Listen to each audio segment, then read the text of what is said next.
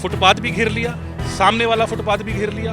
यहाँ पर ये फ्रूट्स की रेडियाँ लगा ली। फ्रूट्स की रेडियाँ भी जो है पहले 10 थी, अब आप गिन सकते हैं करीबन 20-25 रेडियाँ। हम लोग रह रहे हैं नरक की तरह रहे हैं, चारों तरफ इलीगल इन्होंने इंक्रोचमेंट कर रखा है। सारा रेडियाँ हैं, सब्जी मंडी में से बैग उठाते, सब्जी उठाते हैं, अपने हमारी फुटपाथ को घेर देते हैं। हमारे साथ ना खेल चल रहा है जो हमें समझ नहीं आ रहा बिल्कुल। नमस्कार, मैं हूं प्रवीण। इंडिया टाइम 24 न्यूज में आपका स्वागत है। द्वारका की नसीरपुर सब्जी मंडी के आसपास लगभग 6 अपार्टमेंट्स हैं। इन अपार्टमेंट्स में रहने वाले लोग अवैध इंक्रोचमेंट की वजह से होने वाली समस्याओं से जूझ रहे हैं। दरअसल नसीरपुर रोड पर मंडी के पास बड़ी संख्या में फ्रूट्स विक्रेता रेहड़ी लगाते हैं। इन विक्रेताओं ने पूरे फुटपाथ पर कब्जा तो कर ही रखा है, बल्कि सड़क किनारे भी ये लोग अपनी पेटियां रख देते हैं, जिसकी वजह से लोगों को सड़क पर चलना पड़ता है। अपार्टमेंट्स में रहने वाले रेजिडेंट्स की शिकायत है कि डीडीए की लैंड पर अवैध तरीकों से खड़ी इन रेहड़ियों की वजह से यहां लंबा जाम लग जाता है। स्कूल की बसें फंस जाती हैं, एम्बुलेंस फंस जाती हैं, कई लोगों के एक्सीडेंट्स हो चुके हैं, आए दिन झगड़े होते रहते हैं, लेकिन सरकार इस पूरे मामले को बिल्कुल भी गंभीरता से नहीं ले रही। अब आप सोच रहे होंगे कि डीडीए की इस लैंड पर इतने बड़े पैमाने पर अतिक्रमण हो क्यों रहा है।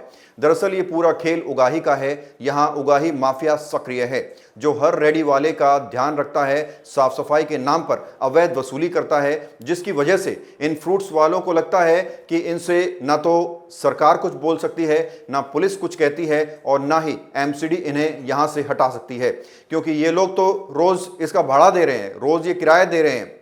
यही वजह है कि लगातार इस फ्रूट विक्रेताओं की संख्या में इजाफा हो रहा है। हम आपको अवैध वसूली करने वाले लोगों के चेहरे भी दिखाएंगे, लेकिन इससे पहले आप रेजिडेंट्स की शिकायतें सुनिए। फुटपाथ भी घेर लिया, सामने वाला फुटपाथ भी घेर लिया। यहाँ पर ये फ्रूट्स की रेडियाँ लगा ली। फ्रूट्स की रेडियाँ भी जो है पहले 10 थी, अब आप गिन सकते हैं करीबन 20-25 रेडियाँ। हम लोग इनसे बात करते हैं तो ये हमें उल्टा धमकाते हैं।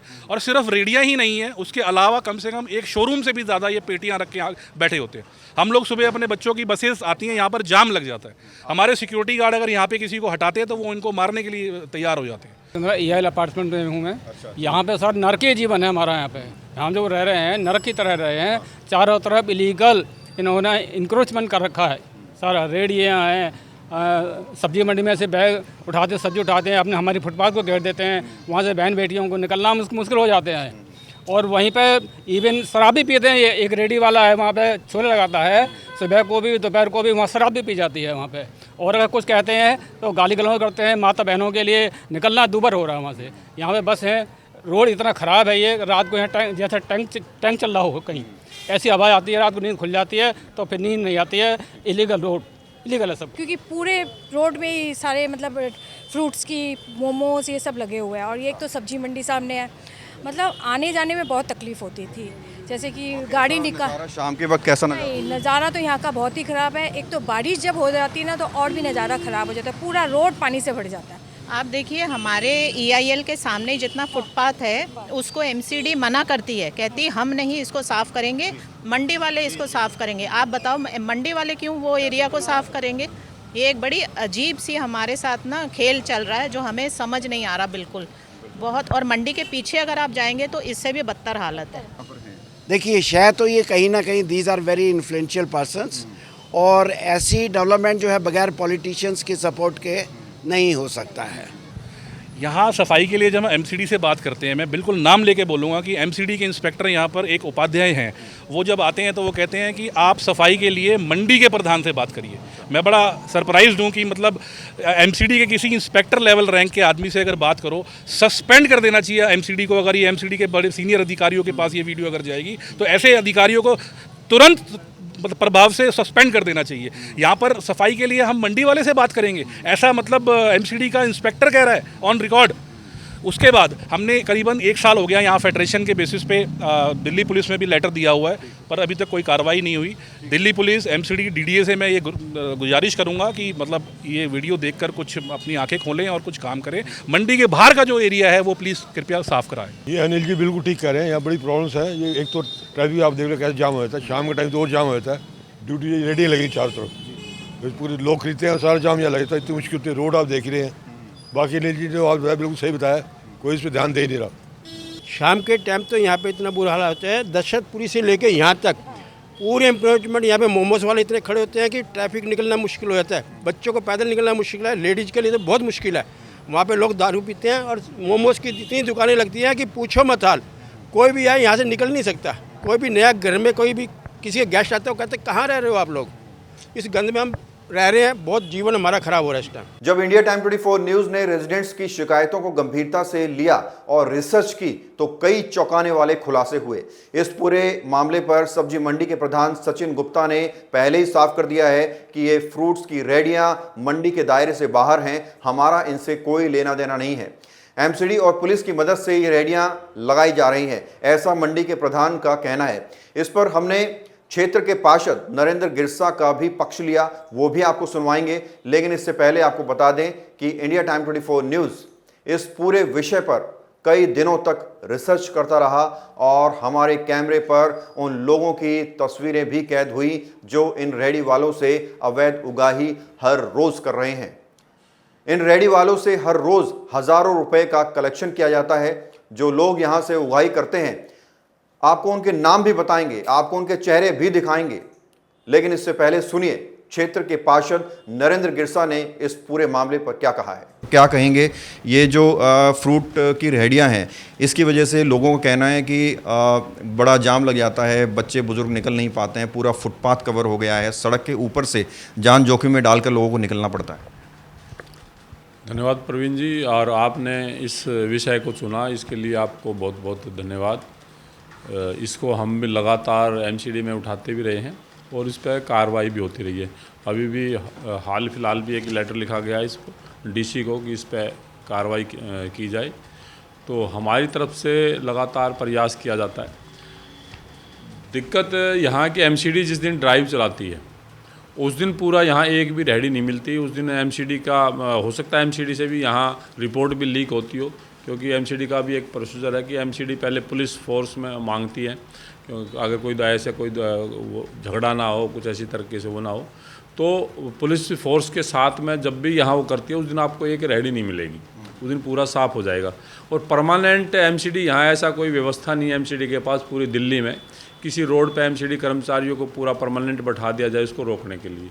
तो एमसीडी तो एक बार आपको साफ़ करके दे देगी, उसको रोकने की या तो वहाँ के सिटीजन की जिम्मेवारी कि वहाँ दोबारा ना लगने दे, पुलिस को फ़ोन करें, 100 नंबर को कॉल करके बुलाएं कि भाई यहाँ रेडी कर, और या फोर्स की एसएचओ से मिल के वहाँ वो करे कि भाई उसको व्यवस्था, उसको अगर एक बार हटाने के बाद में वो ऐसे ही बनी रहे तो उसकी व्यवस्था पुलिस की है। कुछ वीडियो भी हमारे पास हैं सर, जिसमें एक महिला और कुछ लोग जो है वहाँ से रेहड़ी वालों से वसूली भी करते हुए नज़र आ रहे हैं। क्या ये आपके संज्ञान में है, ये क्यों हो रहा है? देखिए, ये रोड डीडीए के पास है ना, तो ये रोड हमारे पास है, और ना मंडी का एरिया जो है वो दिल्ली सरकार की ज़मीन पे बसा हुआ, जो उनका कोर्ट केस वगैरह जो उन्होंने बताया। इसमें एमसीडी के कुछ में जब भी हमने हुआ था कि एमसीडी का कोई किसी उसमें उसमें आता नहीं, खाली रोड पे जो रेहड़ियाँ लगती हैं तो उसके लिए हम ड्राइव चलाते रहते हैं। जब भी इंक्रोचमेंट की शिकायत आती है तो उसको हम वो साफ़ करा देते हैं। बाकी इस प्रकार की जो शिकायतें हमें मिलती रहती हैं, और जो गलत है, क्योंकि इस तरह का कोई भी इलीगल अगर उगाई है तो बिल्कुल गलत है, और उस पर हम लिखेंगे, डीसी को भी लिखेंगे, ऊपर भी लिखेंगे, उस पर एफआईआर होनी चाहिए, कानूनी कार्रवाई होनी चाहिए, चाहे वो मंडी की तरफ से लगाई जाए, किसी भी तरह से ऐसे उगाई करा तो गलत है, उस पर कार्रवाई होनी चाहिए। हम ये साफ कर देना चाहते हैं कि हम किसी गरीब के या किसी गरीब के रोजगार के खिलाफ बिल्कुल भी नहीं है, किसी विक्रेता के खिलाफ बिल्कुल भी नहीं है। देश में हर किसी को अपना रोजगार करने और पैसा कमाने का अधिकार है, लेकिन अगर किसी के रोजगार से किसी अन्य व्यक्ति को दिक्कत हो तो उन पीड़ित लोगों की आवाज उठाना भी हमारा कर्तव्य है।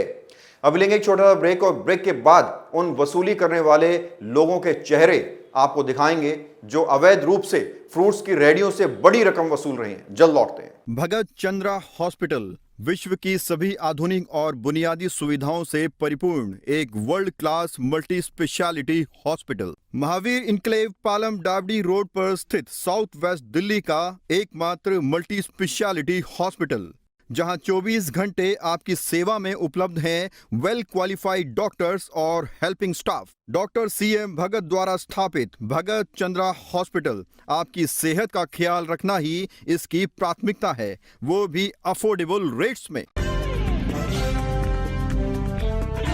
ब्रेक के बाद आपका स्वागत है। मंडी के प्रधान सचिन गुप्ता ने यह साफ कर दिया कि जो फ्रूट्स की रेहड़ियां मंडी के आसपास लगाई जा रही हैं वो मंडी के दायरे में नहीं है। इसके बाद इंडिया टाइम 24 न्यूज ने ग्राउंड पर तहकीकात शुरू की तो कुछ चेहरे निकलकर सामने आए। अभी आप तस्वीर देखिए। मिली जानकारी के मुताबिक इस तस्वीर में नजर आ रहे ये वो लोग हैं जो फ्रूट्स की रेहड़ियों से हर रोज हजारों रुपए का कलेक्शन करते हैं, अवैध वसूली करते हैं। सूत्रों से मिली जानकारी के मुताबिक तस्वीर में लाल टी शर्ट में नजर आ रहे इस शख्स का नाम है रवि। इन वसूली करने वालों में एक बड़ा नाम है पप्पू कालिया। मेरे बगल में आप तस्वीर देख रहे होंगे। ये महिला पप्पू कालिया की बीवी बताई जा रही है जो हर रेहड़ी वाले से पैसा वसूलती है। अब ये नाबालिग देख रहे हैं आप, ये पप्पू कालिया के भतीजे सागर का साला है। नाबालिग है इसलिए इसका चेहरा हमने ब्लर कर दिया है। यानी पप्पू कालिया का पूरा वसूली गिरोह यहां सक्रिय है। अब आप सोच रहे होंगे कि ये लोग रेहड़ी वालों से पैसे ले क्यों रहे हैं।